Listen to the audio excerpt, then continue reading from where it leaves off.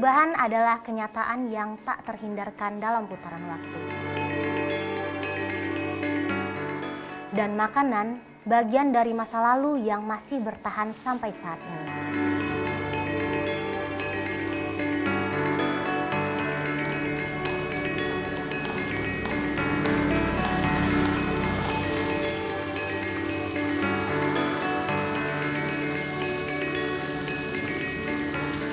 Rasa kenikmatan yang tak akan hilang begitu saja dan tak bisa bohong.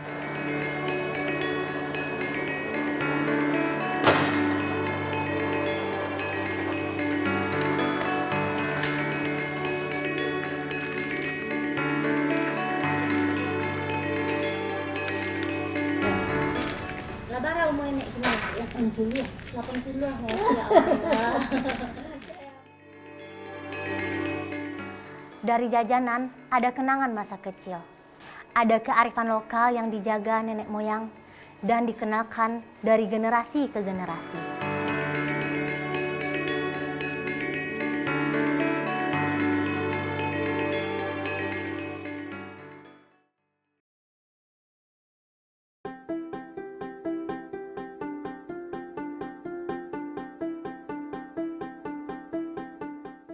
Dulu, pasar itu adalah cerminan bagaimana kondisi ekonomi masyarakatnya. Sekarang, sepertinya hal itu tidak lagi relevan. Transaksi ekonomi dapat terjadi di mana saja, karena saat ini semuanya ada dalam genggaman. Saya pernah membaca bagaimana sibuk dan padatnya aktivitas di Pasar Aua Kuniang di akhir tahun 90-an hingga awal tahun 2000-an. Saat itu, pasar seluas 2,3 hektar ini jadi pusat pertemuan pedagang dan pembeli dari berbagai daerah di Sumatera, terutama untuk grosir barang, konveksi, dan tekstil. Namun, pandemi COVID 2020 lalu menjadi awal kelesuan ekonomi berkepanjangan akibat gempuran e-commerce. Selain pedagang konveksi dan tekstil, pedagang sayur dan buah serta pedagang kuliner juga banyak berjualan di sini. Termasuk pedagang cemilan, jajanan yang kalau sekarang orang menyebutnya kue Minang Lamu, jajanan saiswa. Ada ragam jajanan di sini. Tapi makanan pembuka yang ingin saya cicipi di pasar tertua di Sumatera Barat ini adalah kacimuih dan tumbang. Mimira jualan jajanan tradisional di bawah flyover dan hanya datang setiap hari Rabu dan Sabtu.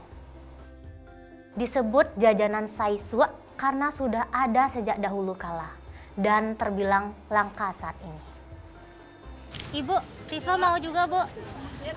Kue galang-galangnya 5.000, terus kacimuinya 10.000, sama tumbang itu salah, Bu, 10.000. Kacimuih dan tumbang Mimira ini viral di media sosial sejak awal 2024 lalu. Tapi saking sukanya masyarakat, cemilan ini masih diserbu pembeli. Tidak sampai 2 jam, biasanya kacimuih dan tumbang sudah habis terjual. Saat dibungkus dengan daun, kacimuih baru diberi taburan gula pasir. Sedangkan tumbang, ubi kayunya setelah dikukus atau direbus, dihancurkan, diberikan gula aren sehingga warnanya kecoklatan dan diberi taburan kelapa. Nah, yang berbentuk donat kecil berwarna hitam ini namanya kue galang. Saya beli beberapa untuk dicoba.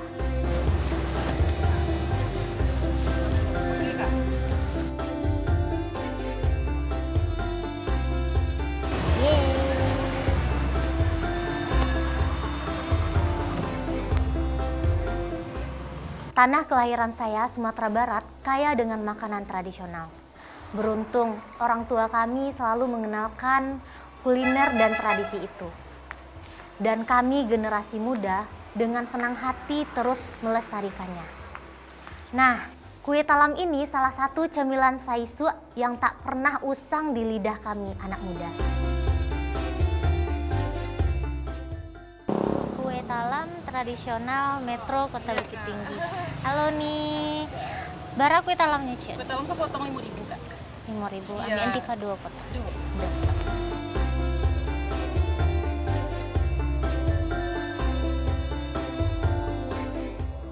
Untuk pengolahannya kok yang di atasnya kok pakai apa kok nih? Kalau di atasnya santan sama tepung bari sih, Kak. Oh, Santan di pakai bawahnya bajoyo. ubi. Di bawahnya ubi singkong sama sakana. Oh, ini buka biasa dari jam berapa? Kalau Senin sampai Sabtu buka jam 3 sore. Kalau hari Minggu kami buka pagi, Kak, jam 7. Soalnya ada CFD kan. Nah, Kak, makasih banyak. iya sama-sama Kak. Di tangan saya sudah ada 4 jenis jajanan saiswa dan ini waktunya kita mengecap rasanya.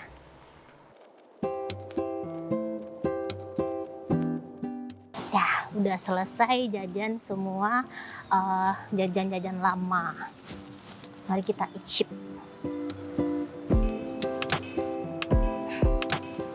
Yang pertama Wak Cubuan ko namanya kacimui. Bismillahirrahmanirrahim.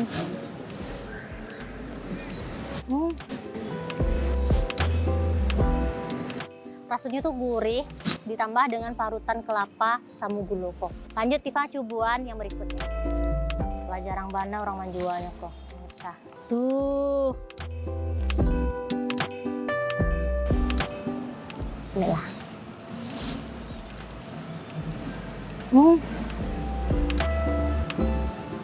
Jadi ini dicampur sama gula aren itu atau gula anau. Yang ketiga ko namanya kue galang-galang. Gitu.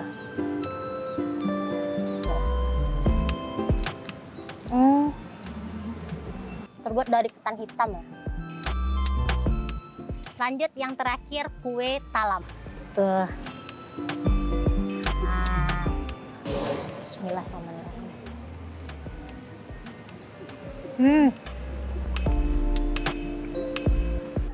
Jadi perpaduan ubi tanpa campuran tapuang, jo gula aren ko, manisnya pas.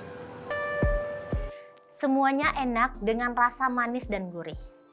Bahan bakunya sederhana, rasanya juga sederhana, tanpa menghilangkan rasa asli dari ubi kayunya.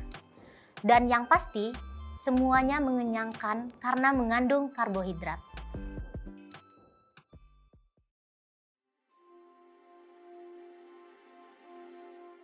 Nagari Kurelimo Jorong atau disebut Kota Bukit Tinggi saat ini punya banyak pasar tua. Pasar Lereng salah satunya. Kalau mau ke sana bisa masuk dari pasar bawah melalui tangga atau janjang gantuang. Atau masuk dari Jam Gadang terus turun mengikuti kemiringan jalan di pasar itu.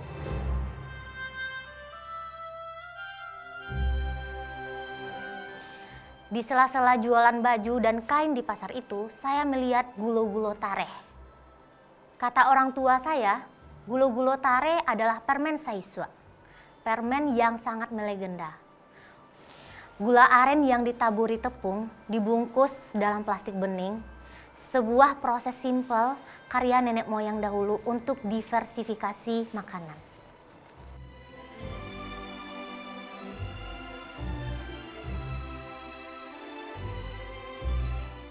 Rasanya tuh manis dan sedikit keras.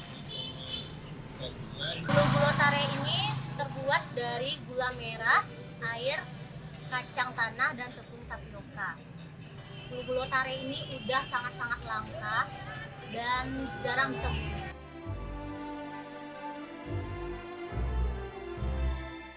Dari Pasar Lereng, saya berjalan ke arah Jam Gadang. Di sebuah rumah makan di kawasan ini, ada yang selalu sedia dadiah. Permisi. Ya. Ini dia yang dadiah tuh udah. Ya. Ini empingnya. Ini yang yogurt dari Minang. Fermentasi.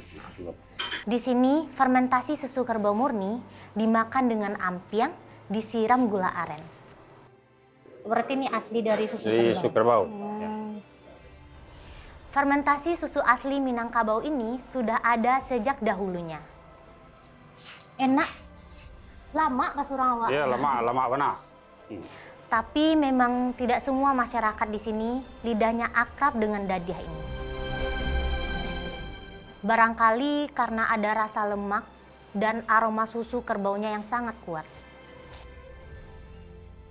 Terima kasih ya udah. Dadiah ini terbuat dari susu kerbau asli yang difermentasi melalui talang atau buluah kalau bahasa Minangnya pemirsa. Ini dia.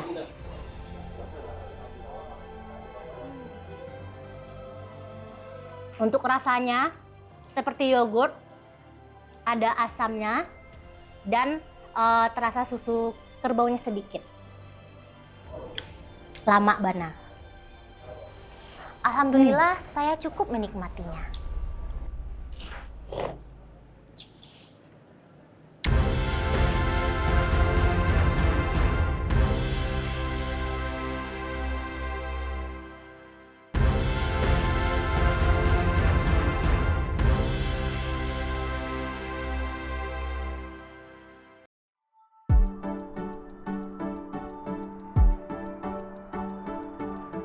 Pagi itu saya masih berburu cemilan legenda, jajanan Saisua di kota kelahiran Bung Hatta ini. Masih di kawasan pasar di sekitar Jam Gadang, ada yang menjual pisang kapi. Pisang yang ditekan atau dipipihkan. Aromanya sudah tercium dari ujung pasar. Hai, ini dia. Pisang kapi, Pak. Iya, mengerti. Berapa, Cik? 8.000. Nah, mungkin nanti sampai 3 dibungkit Cik makan. Pisang kapi berbahan dasar pisang batu atau pisang kelutuk yang dibakar bara api beberapa menit. Sebetulnya pisang ini sudah cukup manis, tapi ditambah dengan kelapa gula aren atau kami sebut aluo di atasnya, sehingga rasanya lebih bervariasi di lidah.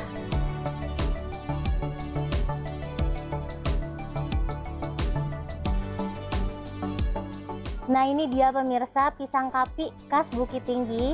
Kita coba. Kita lipat. Bismillah.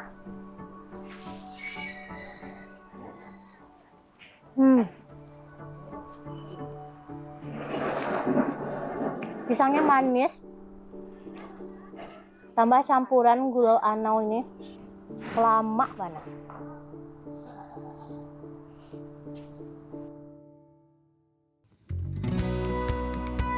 Menjelang sore, saya masih ingin mencicipi makanan tradisional jadul berbahan dasar pisang. Pisang, buah yang ada di mana saja termasuk di Sumatera Barat. Tapi ragam pisang membuatnya bisa diolah apa saja. Bahkan terasa lebih nikmat setelah diolah. Pisang goreng ada di mana saja. Tapi di daerah kami, pisang goreng umumnya menjadi teman makan ketan. Goreng pisangnya 1, terus pisang santannya 1, sama teh telurnya 1. Nah, pisang yang dibakar hampir 30 menit setelah diberi mentega ini adalah pisang santan. Jajanan dari masa lalu juga.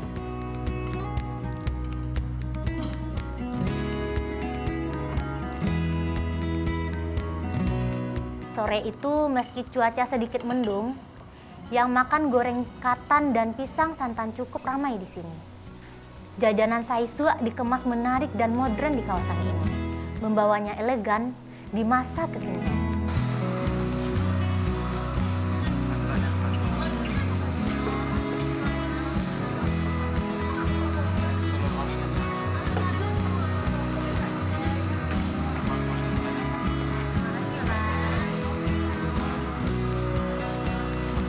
Nah, ini dia yang ditunggu-tunggu, goreng pisang katan, pisang santan, dan teh talua. Ini minuman legend khas Minangkabau. Nah, yang pertama kita cobain pisang santan. Bismillah.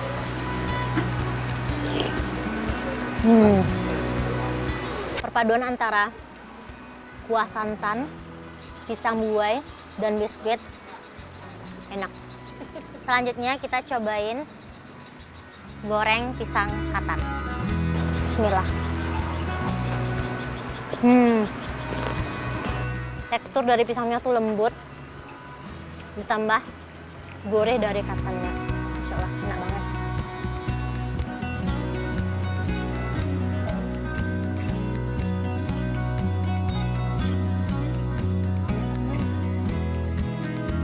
Lanjut, mau cobain teh talua khas Minangkabau. Kalau dari saisuaknya, teh talua khas Minang. Biar lebih segar kita kasih perasan jeruk.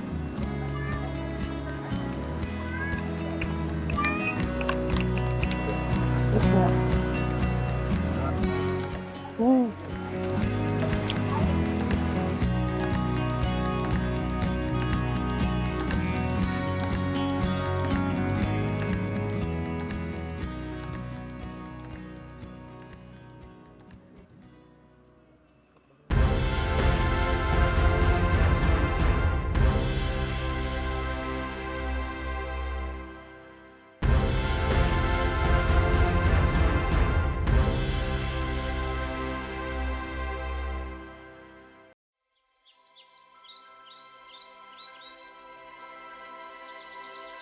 Kota Payakumbuh itu relatif tenang.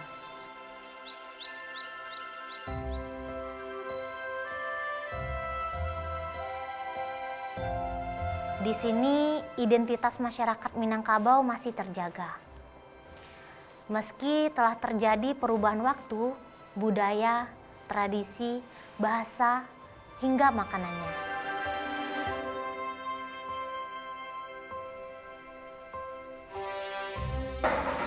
Assalamualaikum Bu Yanti. Waalaikumsalam, ya. Tiffany mengicok kue bolu ikan Bu Yanti. Ala ada yang baru dimasak yang ini. Aduh. Coba ngicek. Yuk. Dapur kue bolu Yanti cukup luas dan masih tradisional. Aroma harum kue yang dibakar terasa sejak dari luar. Kue saisuak, jajanan lama ini akrab dengan penikmatnya dengan sebutan bolu ikan. Itu dikarenakan bentuk cetakan bakarnya yang memang mirip ikan. Oh, ikan. Nah, ini dia yang baru masak ya. Oh, yang baru masak. Ya, Berarti ini yang pakai ikannya. kicap, Bu. Boleh. Deh, yuk, rongnya angin, Bu. Kalau untuk rasanya ada yang Ada yang itu yang kini yang sedang dibuat kok rasa karamel. Yang sedang dicetaknya itu yang biasa. Oh, itu yang biasa. Yang Berarti ada vanila dua biasa. rasa, rasa Iya. karamel sama rasa vanila. Iya. Coba coba ya, Bu. Iya. Bismillah. Mama mana serang angin kan, Bu? Iya. Di dalamnya tuh lembut, bolunya lembut dan manis, sederhana. Bahan dasar kue bolu Yanti sama dengan kue bolu ikan pada umumnya. Dari tepung terigu, gula, telur, dan vanila. Kue ini nikmat dimakan bersama teh atau kopi panas.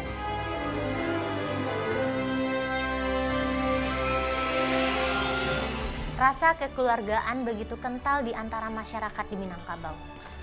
Itulah mengapa usaha ini diperkuat keluarga besar dengan ikut terjun langsung di lapangan. Nenek Asmi meski sudah berusia lanjut, tetap ingin turun tangan memantau proses pengerjaan kue di dapur bolu Yanti. Nek, sehat Nek. Labara umur Nek gimana? 80 ya? 80 ya? Ya Allah. Ini nak mau berhenti Nek kerja doh. Saya kerja kan, senang itu ya. Kalau tak kerja memang susah gitu ya. Tolong Nek di. Makan lagi dulu. Tolong. Taruh di sini Nek. Tidur dah tu. Tidur dah tu. Aku sudah tidur tu.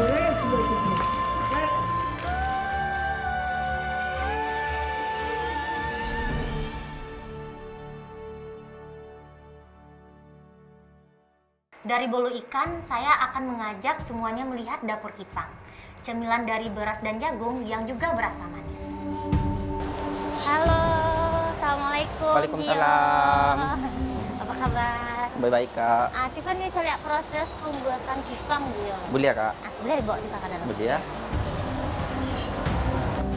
Nah, di sini saya baru tahu kalau untuk membuat renyah bahan baku beras dan jagung kering itu dimasak dengan temperatur yang Proses tinggi. penembakan Kak.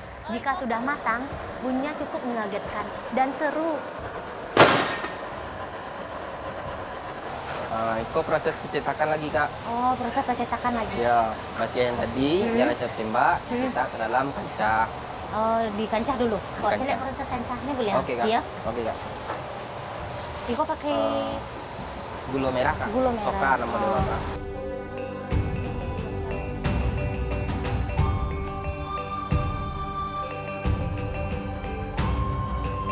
semuanya tampak lincah di dapur. Beras, jagung diberi gula, dan vanila lalu dipadatkan.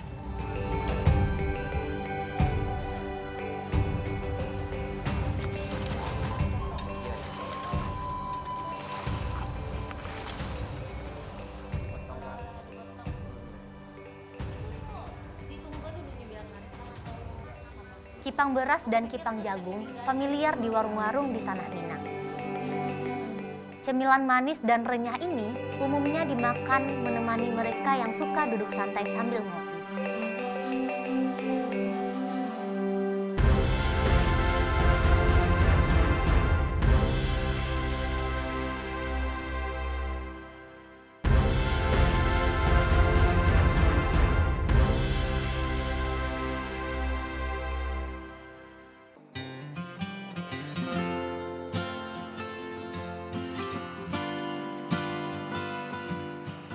Malam di kota Payakumbuh ditemani aroma makanan dari gerobak dan tenda di depan pertokoan yang menjalar hingga ke bibir jalan.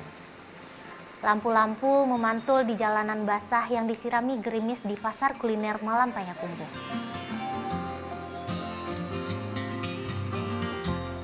Di antara banyaknya kuliner di masa kini, ada kuliner tradisional yang sudah ada sejak dahulu.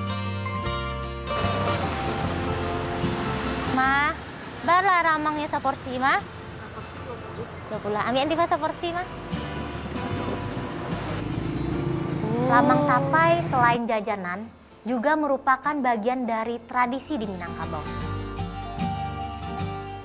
Lamang hadir di upacara-upacara adat dan hari-hari besar, menjadi perekat kebersamaan dalam satu keluarga yang besar, bahkan satu nagari. Ini dia lamang tapai. Bismillahirrahmanirrahim.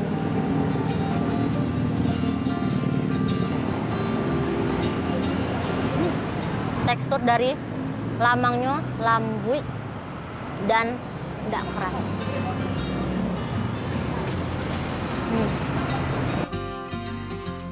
Di sini lamang menjadi perekat saya dengan indahnya malam itu.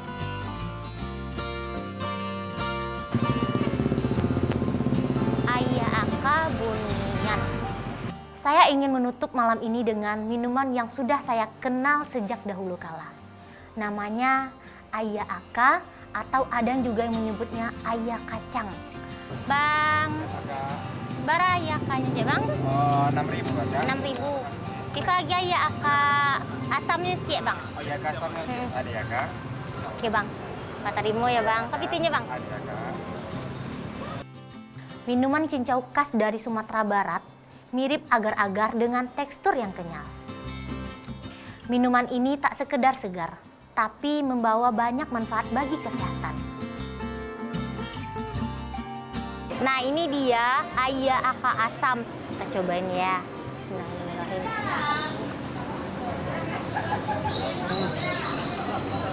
Segar. Ayah Aka Asam ini bisa untuk kesehatan seperti panas dalam, sariawan. Untuk rasanya manis, terus dicampur dengan gula putih, ditambah dengan perasan asam tadi bikin segar.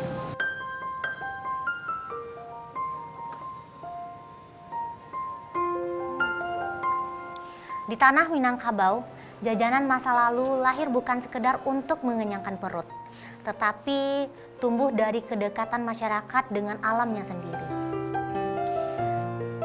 Padi yang melimpah melahirkan lemang, beras ketan yang diolah menjadi tapai.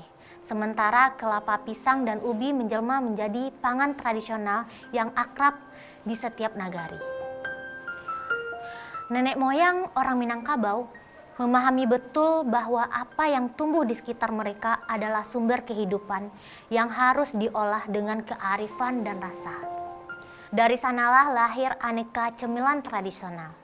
Sederhana dalam bahan, tapi kaya dengan pengetahuan, kesabaran, dan warisan budaya yang bertahan hingga kini.